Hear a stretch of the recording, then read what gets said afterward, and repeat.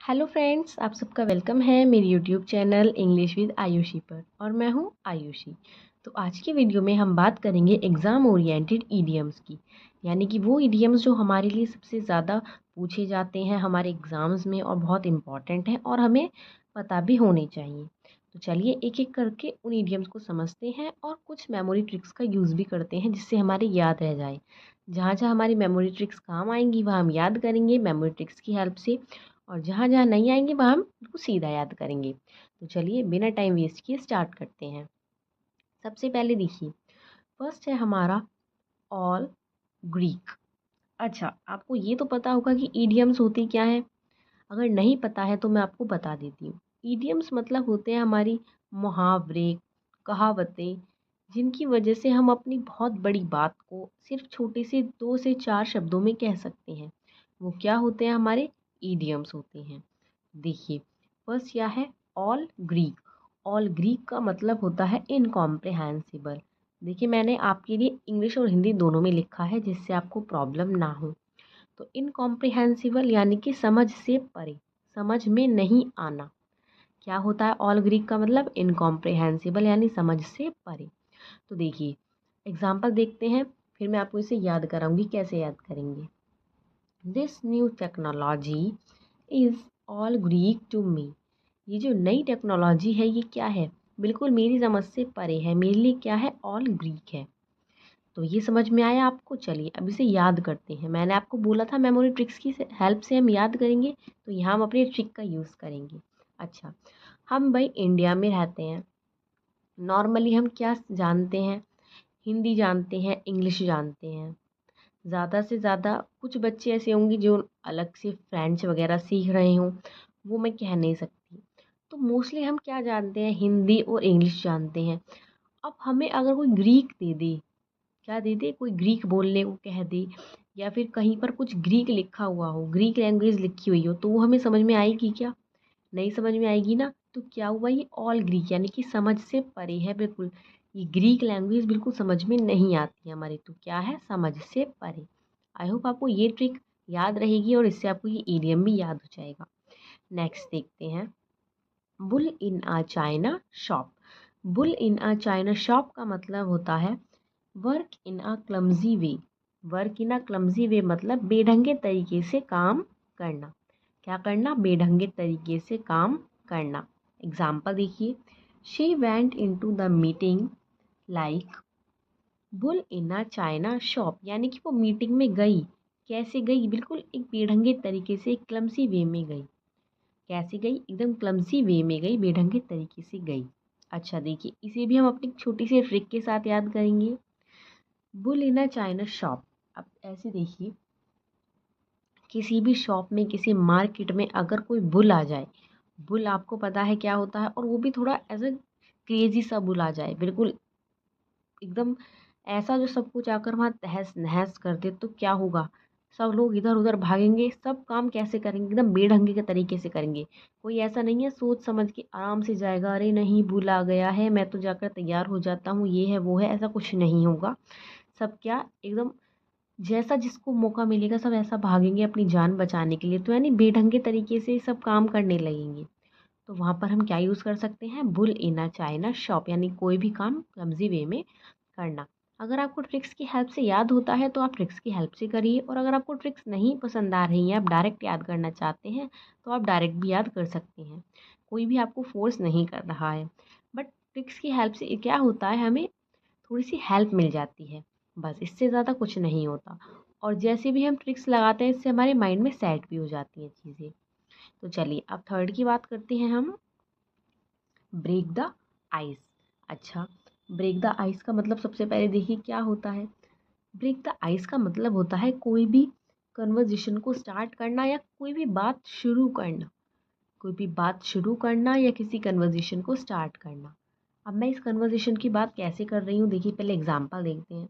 I broke the ice about the social evils in our society. अच्छा, कहीं पर किसी बात को स्टार्ट करना। देखिए मान लीजिए आप कहीं गए हैं, किसी पार्टी वगैरह में गए हैं, वहाँ आप बहुत कम लोगों को जानते हैं, और आप उस एक ग्रुप के साथ बिठा दिए गए हैं जहाँ पर आपको पता ही नहीं है कि ये कौन है, तो आपको कन्वर्सेशन भी स्टार्ट करनी है, आपको फ्रेंडशिप भी करनी है, आपको उन नए दोस्त बनाने हैं।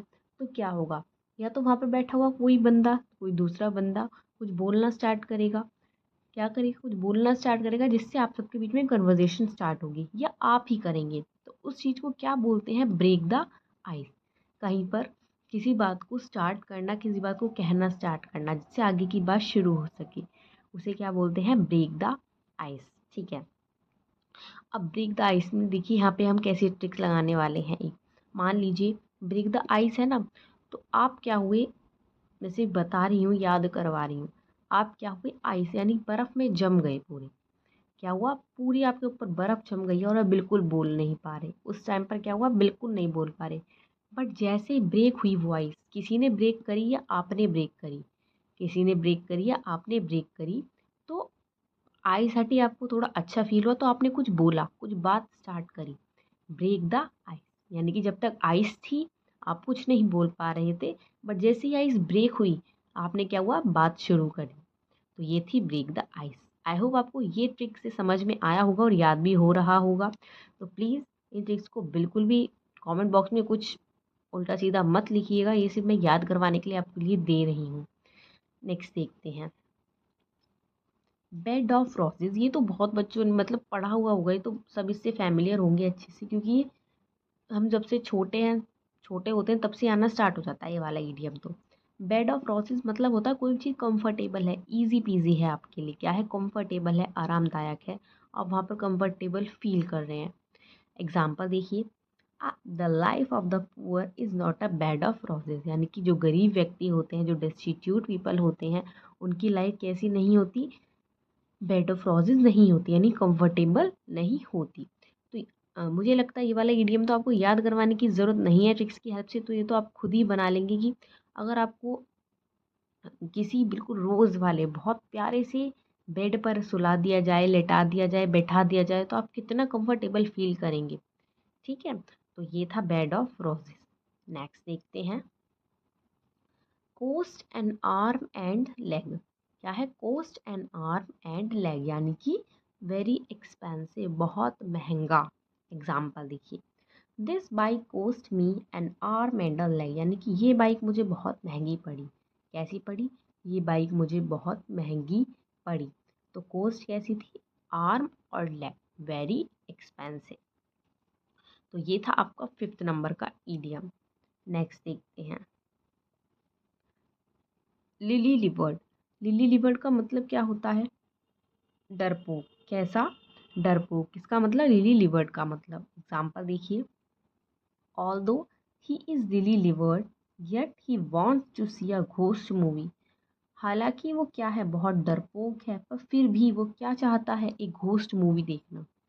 हालांकि वो क्या है, डरपोक है, पर फिर भी क्या चाहता है, एक घोस्ट मूवी देखना। तो लिली लिवर्ड का मतलब क्या हुआ, हमारा डरपोक।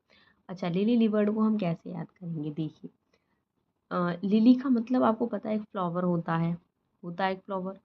और लिली मतलब फ्लावर आपको पता है कितने नाजुक होते हैं, बहुत ज़्यादा डेलिकेट होते हैं, हल्का सा कुछ लगते ही, हल्की सी, आपको पता है हल्की सी, बहुत हल्की आंधी चलती वो जो बहुत डेलिकेट फ्लावर्स होते हैं वो झड़ जाते हैं, वो टूट जाते हैं। तो इसीलिए आप लिली से याद करिए कि बहुत नाजुक चीज़ है, मतलब कि वो कैसा, उसका लिवर, या हार्ट को छोड़िए, आप लिवर से याद कीजिए कि उसका लिवर जो है वहाँ बहुत हल्का है, बहुत नाजुक है, यानी कि बहुत डरपोक है वो, फिर भी क्या चाहता है, बड़े बड़े काम करना चाहता है, जिनसे डरता है उन्हें ही करना चाहता है। तो लिली वर्ड से आप ये याद कीजिए। तो ये था आपका 6 नंबर का ईडियम। नेक्स्ट देखते हैं, नेक्स्ट है हमारा डार्क हॉर्स। डार्क हॉर्स का मतलब क्या होता है, extra ordinary person. Extra ordinary person यानी कि छुपे रुस्तम। क्या, छुपा रुस्तम। एग्जाम्पल देखिए, Naina top the university, she is a dark horse. Naina ने क्या किया है, यूनिवर्सिटी को टॉप किया है, तो क्या है, वो एक डार्क हॉर्स यानी कि एक्स्ट्रॉर्डनरी पर्सन है, काफ़ी कह सकते हैं छुपी रुस्तम है। ठीक है। तो आप इसे ऐसे याद कर सकते हैं कि आपके पास हॉर्स था, आपको पता है कि हॉर्स रेस होती हैं, आपको हॉर्स रेस में अपना हॉर्स ले जाना है, बट आपके हॉर्स के ऊपर कुछ स्पॉट्स हो गए, छोटे छोटे स्पॉट्स हो गए, जिससे वो इतना अट्रैक्टिव नहीं लग रहा। तो आपने क्या किया, उसे डार्क कर दिया एकदम, उस पर ब्लैक कोई दूसरा कलर कर दिया, या कोई दूसरा कोई भी कलर कर दिया, जिससे उसे बहुत ज़्यादा डार्क बना दिया, तो आपने क्या किया, आपने इतनी चालाकी से कोई काम किया, इतने एक्स्ट्रा ऑर्डिनरी आप हो गए, आप छुपे रुस्तम हो गए किसी को, ताकि जिससे पता ना चले और आपका जो घोड़ा है वो भी रेस जीत जाए। तो ये था डार्क हॉर्स। आप चाहें तो इसे ट्रिक की हेल्प से याद करिए, वरना कोई बात नहीं, आप इसे बिल्कुल सिंपल याद करिए अगर आपको ट्रिक नहीं पसंद आई हो तो। नेक्स्ट देखिए, वाइट एलिफेंट। अच्छा, वाइट एलिफेंट का मतलब क्या होता है? वाइट एलिफेंट का मतलब होता है कॉस्टली बट यूजलेस। कोई भी चीज़ हमारे लिए महंगी है, बहुत ज़्यादा महंगी है, कोई भी चीज़ महंगी है बट क्या है, यूजलेस है, खरीदने का भी कोई फ़ायदा नहीं है, खरीदने का भी क्या कोई फ़ायदा नहीं है। तो ये एग्जाम्पल, सॉरी, ये वाला ईडियम आप खुद ट्राई करेंगे, इसका एग्जाम्पल आप मुझे कमेंट बॉक्स में बना के देंगे, और आपको देना भी चाहिए, जिससे आपकी प्रैक्टिस हो जाए, आपको आप अपने हाथ से टाइप करेंगे तो आपको याद भी हो जाए। तो ये थे आपके आज के 8 ईडियम्स। और जहाँ मुझे लगा कि ट्रिक्स की हेल्प से आपको याद कराने चाहिए, मैंने आपको ट्रिक्स दी हैं। आपको अच्छी लगी हो ट्रिक्स तो ट्रिक्स की हेल्प से याद कीजिए, वरना डायरेक्ट याद कीजिए। और हमें कमेंट बॉक्स में ज़रूर बताइए कि आपको हमारी वीडियो कैसी लगी, और वीडियो पसंद आई हो तो प्लीज़ वीडियो को एक लाइक ज़रूर कीजिए और चैनल को सब्सक्राइब भी कीजिए। Thank you.